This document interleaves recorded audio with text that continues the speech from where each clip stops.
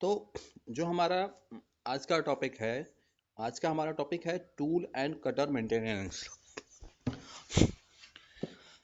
होता क्या है कि जब हम टूल या कटर से कटिंग करते हैं तो धीरे धीरे उसकी जो एज होती है वो जो है खराब होने लगती है। ये टूल की जो एज खराब होती है ये कई वजहों से होती है। जैसे कि आपका जो टूल है कॉन्स्टेंटली रब करता है, उसका जो एज है, कटिंग एज है, वो कटिंग करने की वजह से उस पर टेम्परेचर हाई होते हैं। जो चिप बनती है वो उसके साथ रबिंग करता है, वहाँ फ्रिक्शन जनरेट होता है। फ्रिक्शन जनरेट होने की वजह से वहाँ पे हीट जनरेट होगी। हीट जनरेट होगी तो कुछ पार्टिकल उसके बिल्ड वेल्ड हो सकते हैं, उसमें अडहेर चिपक सकते हैं। धीरे धीरे जो उसका एज है वो खराब होने लगता है, कुछ मटेरियल जो है डिसलोकेट हो सकता है उसके एज से। तो इन सब वजहों से कई बार हमारा जो वर्क पीस है काफ़ी हार्ड मटेरियल का बना होता है। तो उसको जब हार्ड मटेरियल का बना होता है तो उस वजह से जो हमारा टूल है कटिंग करने पर जल्दी ख़राब होता है। तो उसको फिर यूज करने के लिए, रीयूज करने के लिए हमें उसको मेंटेन करना पड़ता है। उस टॉपिक को आज हम डिस्कस करने वाले हैं। तो अभी हम जब कटिंग टूल की बात करें तो कुछ बातें हैं जिनको हमें ध्यान रखना चाहिए। पहला है कि जो हमारे कटिंग टूल हैं उनको सही ढंग से रखने के लिए स्टोरेज रैक का उपयोग करना चाहिए, जिसमें हर टूल के लिए एक सर्टेन प्लेस निश्चित हो और टूल को कवर करके रखना चाहिए, तथा जो मॉइस्चर को एब्जॉर्ब करने वाले कुछ चीज़ें हैं उनका यूज करना चाहिए। सबसे ज़्यादा जो नुकसान होता है वो आपके मॉइस्चर या नमी की वजह से होता है। नमी या मॉइस्चर क्या करता है, कई बार उसमें जंग या कोई परत चढ़ा देता है या कुछ और भी चीज़ें, उससे नुकसान होने के चांस बने रहते हैं। तो हमें सबसे पहला जो पॉइंट ध्यान रखना चाहिए कि सारे टूल्स को हम एक स्टोरेज में कवर करने के साथ रखें, तथा इसमें मॉइस्चर एब्जॉर्बिंग मटेरियल, जैसे आजकल अगर आप लोग ध्यान देते होंगे कि जब आपका कई बार किसी कुरियर से पार्सल आता है तो उसमें जो नमी से खराब होने वाली चीज़ें होती हैं तो पैकेट में सिलिका जेल रख देते हैं। ठीक है, या कंप्यूटर के या जो इंस्ट्रूमेंट्स आते हैं, उपकरण आते हैं, उनको संभाल कर रखने के लिए सिलिका जेल का उपयोग कर दिया जाता है। एक छोटे से पैकेट में रखा जाता है ताकि वो नमी, मॉइस्चर और कई बार चूहे वगैरह को भगाने के लिए भी हम लोग उसमें छोटे से कुछ चीज़ें पैकेट में रख देते हैं ताकि ये सब चीज़ें, ये सब जानवर ना आए। अब आगे देखिए, सेकंड है पर्याप्त उपयोग के बाद जो टूल की एज जो है ब्लंट हो जाती है, तथा इस ब्लंट से कटिंग करने में अधिक फ्रिक्शन के कारण अधिक ऊष्मा उत्पन्न होती है, तथा जो हमारी सरफेस फिनिश आ रही है वो भी अच्छी प्राप्त नहीं होती है। ऐसी स्थिति में टूल को रीग्राइंड किया जाता है या किया जाना चाहिए।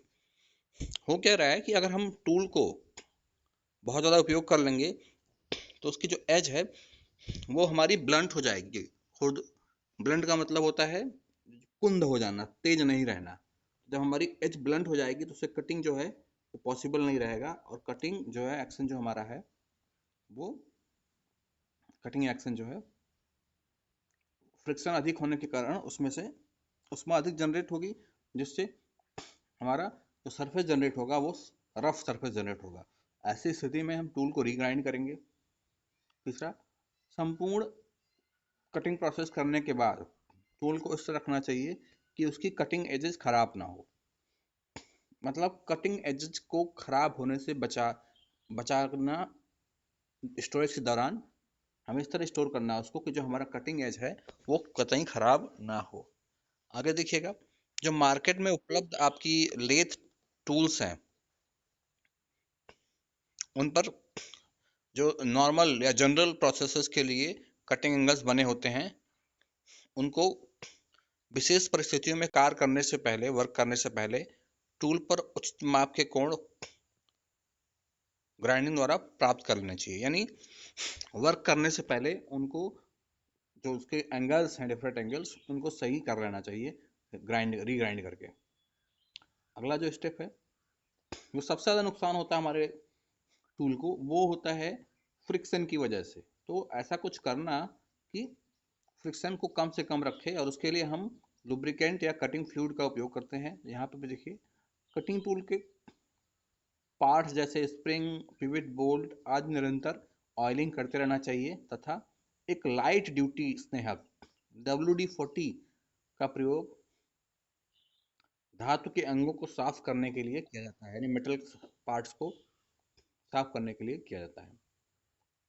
आगे है 6वां नंबर, देखिए जो हमारे टूल्स होते हैं उनके फाइन पार्ट्स को साफ करने के लिए तथा जंग उतारने के लिए, स्नेहन करने के लिए कुछ पार्ट्स को खोलने की भी आवश्यकता पड़ सकती है, तथा इस प्रकार के टूल्स के कब्जों तथा बोर्ड्स में ऑयल लगा कर रखने से जो पार्ट्स हैं वो सही से स्मूथ कार्य करते हैं। मतलब जो आपके फाइन पार्ट्स हैं उनको डीअसेंबल करके उनकी ऑयलिंग करके आप उसको अच्छे से इस्तेमाल कर सकते हैं।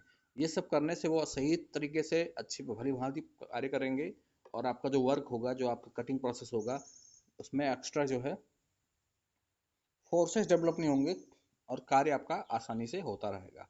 7वां पॉइंट देखिए, जो हमारा कटिंग टूल के जो ब्लेड आपके ब्लंट हो गए हैं तथा जो एज जो हैं खराब हो गए हैं, उनको रीग्राइंड करके अच्छे से परिणाम आने की संभावना ना हो तो उन्हें बदल देना चाहिए। अगर आपको लग रहा है कि जो आपके टूल मटेरियल्स हैं वो दे आर नॉट,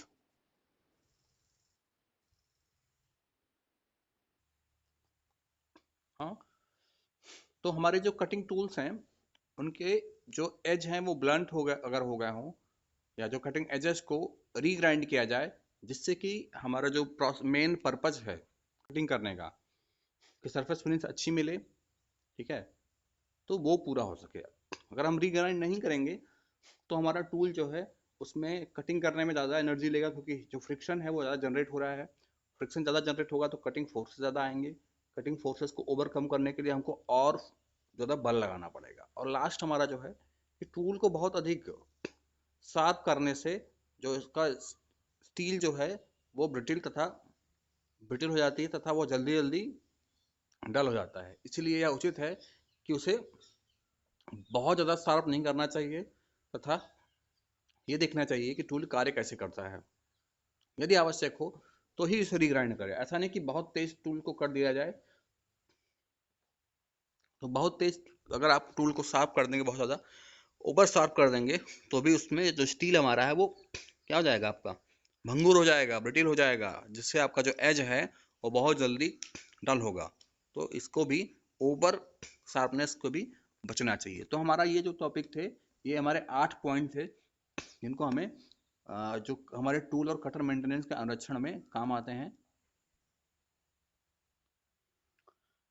ठीक है, ये हमारे टोटल 8 टॉपिक हो गए।